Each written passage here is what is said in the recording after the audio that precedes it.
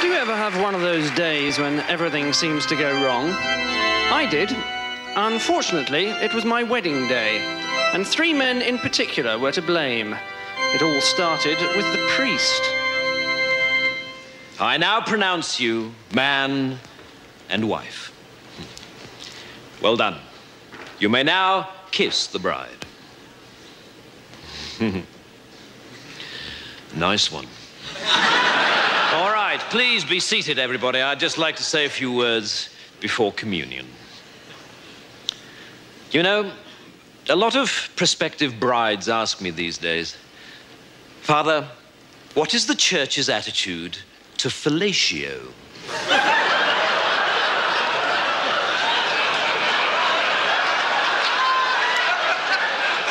And I tend to reply by telling them a little story about the first time I was asked that question.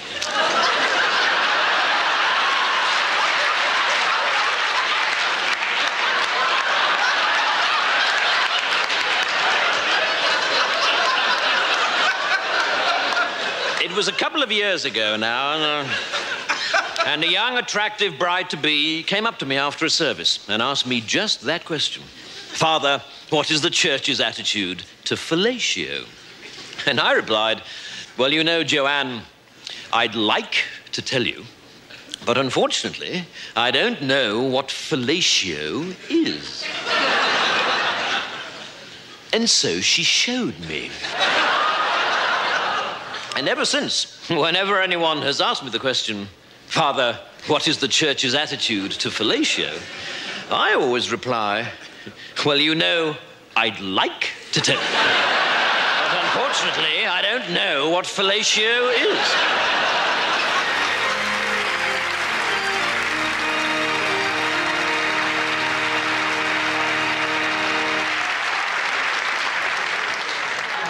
Next came my trusted best man.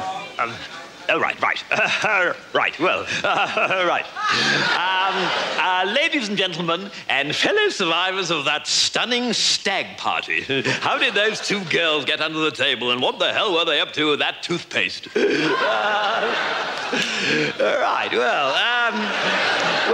Just before I left the house this afternoon, I said to myself, you know, the last thing you must do is forget your speech. And so, sure enough, when I left the house, the last thing I did, yes, you guessed it, was to forget my speech. So it's all ad lib, I'm afraid.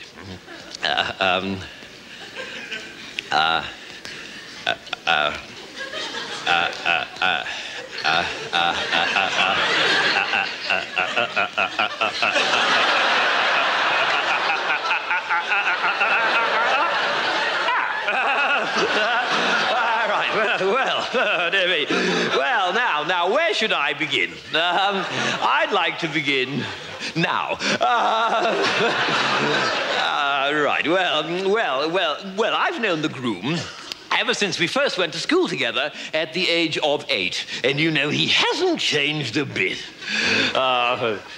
Well, that's not quite true, of course. He didn't have his beard then. And I tell you this, he wouldn't have been able to do whatever he was doing last night with those 2 extraordinary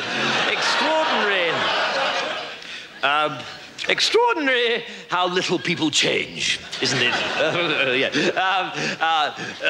Although I know I've changed a great deal, because I used to be an absolute arse. Always blurting things out when I shouldn't. For instance, this afternoon, I'm sure I wouldn't have been able to resist mentioning the bizarre sight that greeted my eyes when I opened this man's bedroom door earlier this morning. Yes, but enough of that. He started making gestures at me now, which I think means he wants me to cut my speech short. So suffice to say that I think he'll make a ripping husband, and I think his wife's ripping too, and I can only hope that the dress will hold out. So I'd like to propose a toast to go with the pate.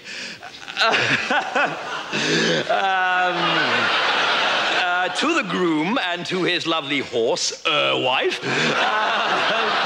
It's all starting to come back to me now. And I just know that their marriage will be as happy and satisfied as I was when I paid off those 2 prostitutes earlier this morning.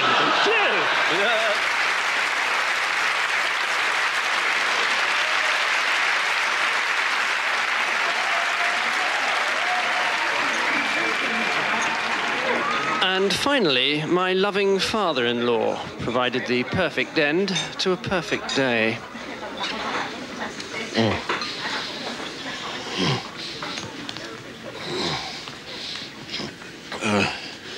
Ladies and gentlemen and friends of my daughter.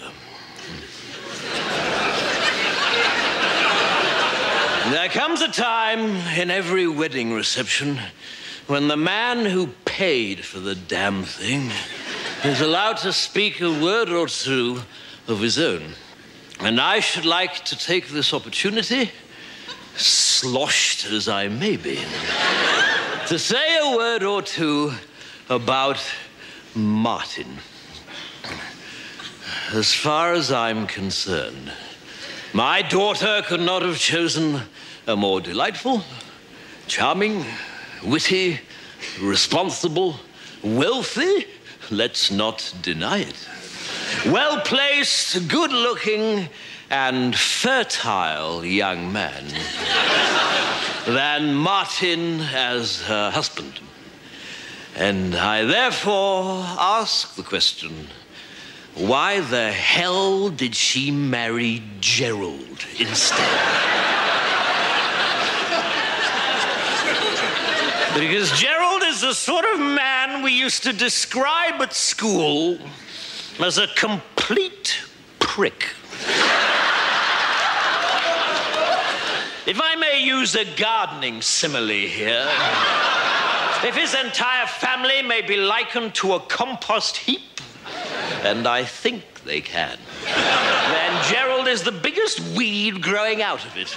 I think he's the sort of man people emigrate to avoid. I remember the first time I met Gerald. I said to my wife, she's the lovely woman propping up that horrendous old lush of a mother of his, either this man is suffering from serious brain damage, or the new vacuum cleaners arrive.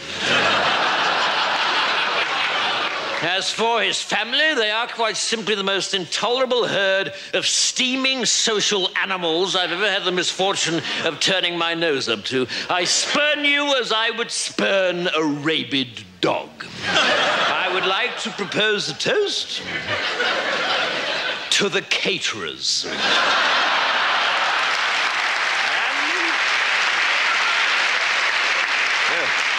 And to the pigeon who crapped on the groom's family's limousine at the church.